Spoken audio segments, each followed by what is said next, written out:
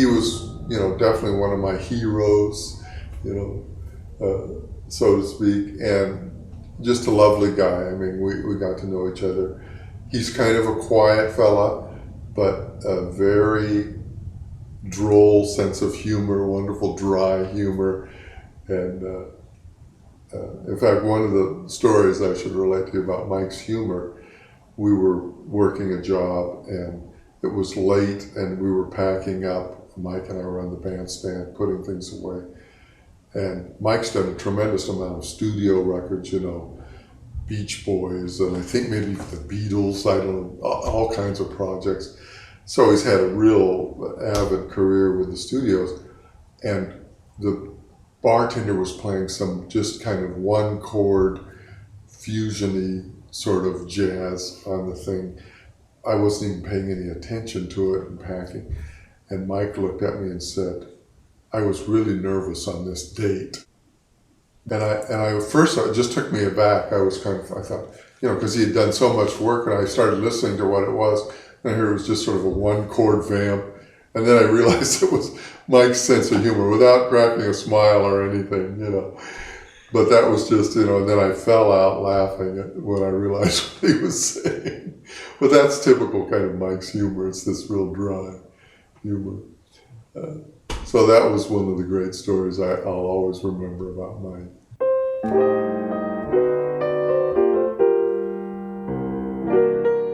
Completely unique. I think Mike is like no other pianist, yet at the same time, he has the whole history of the jazz piano in his playing. He can come from any place, Bill Evans,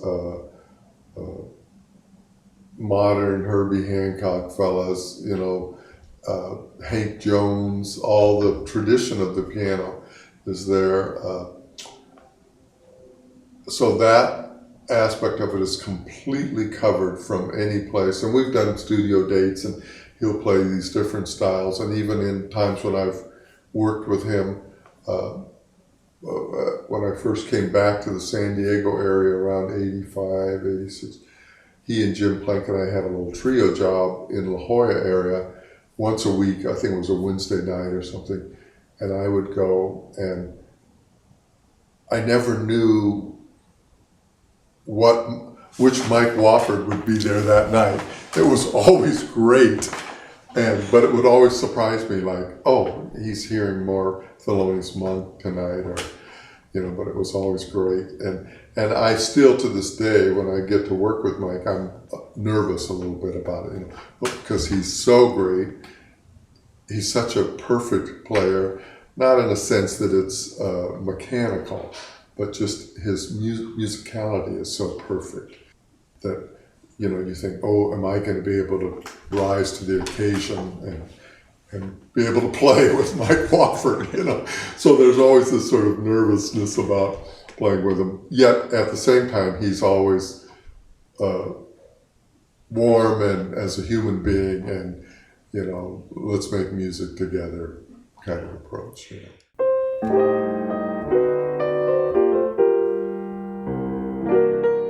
You get guys that they're going to show you their chops, or, Mike has never been that in the, years I've known him since the later 70s. It's always been about what's the music about. And if it was in a studio date and it was some period sort of thing, Mike played right out of that period, It's easy to sometimes get carried away, and I've done it on studio dates where I was thinking just about playing in and not really saying, well, what is this being used for? But Mike always had that really clear picture of, oh, this is going to be a 1940s scene walking on a street, So his music would come from that place, where I might have gotten carried away and started playing too modern or something, and the composer comes up and says, oh, this is, like, oh, sorry, I was. But Mike is always, and he has the resource to draw from any of that, any of those periods or history of the piano, and can do it. And it's all about the music, which it should be. consummate professional, you know.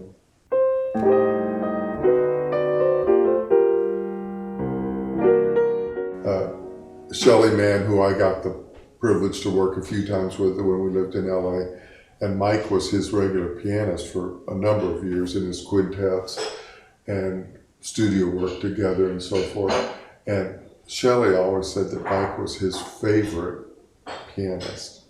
So that tells you something, because he played with all those great pianists, you know, Elevens and so forth. And Mike was his favorite of all those. So to me, he's in the top echelon, you know, you name it 40, 50, you pick the 40, 50 great pianists ever in jazz history, and Mike, for me, is in that category. That's how great he is. World class, you know. And he's not at all a self-promotion guy. Yeah. You know, had he been, you know, I'm sure the notoriety of it, but that's not who Mike is. He's a very, you know, just, this is my playing, this is what I do. The music speaks for itself. If you can hear it, it's there, you know. If not, I'm not going to say anything to you about it, you know.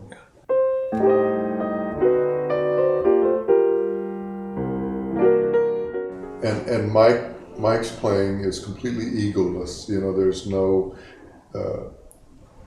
look at me, I'm playing, you know, how great. It's just all about the essence of the music. What is the music saying?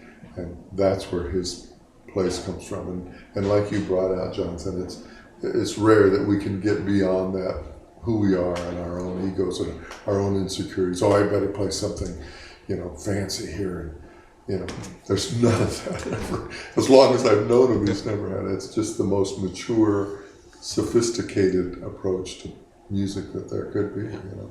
It's the goal for all the rest of us.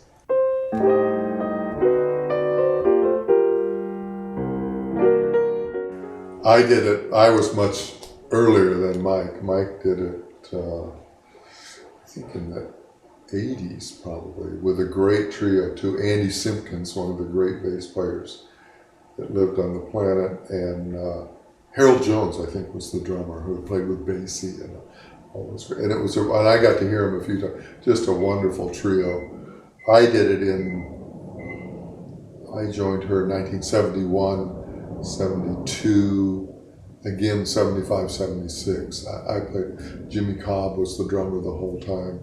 Various pianists, Bill Mays, another great pianist who loves Mike. Bill, Carl Schroeder from New York played most of the time I was there. Jan Hammer when I joined, and Jimmy Rolls for a minute. And some great pianists.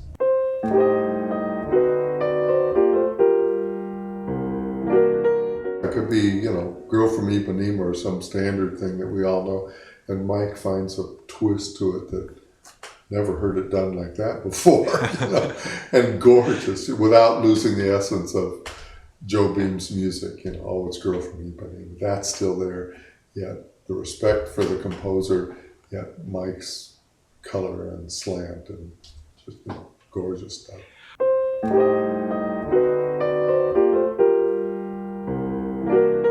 He's a brilliant man to begin with, you know, his intelligence level is so high, way beyond anything I'm capable of.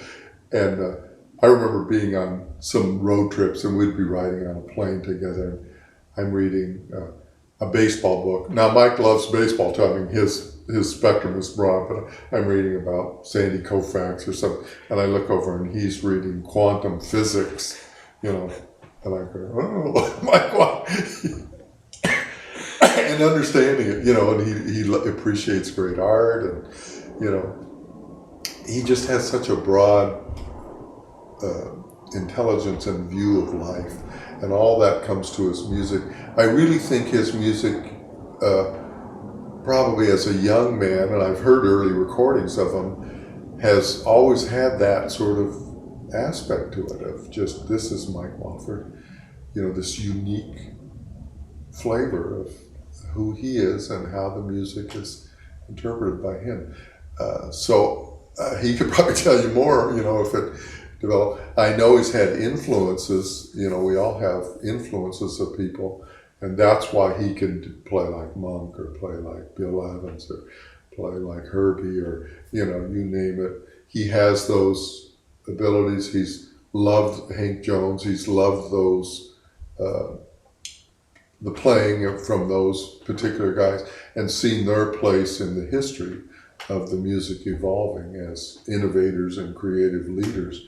So he has that ability, yet it all synthesizes into who Mike is, and comes out with his, he abstracts it. It's this twist on it. There's how it's going to be,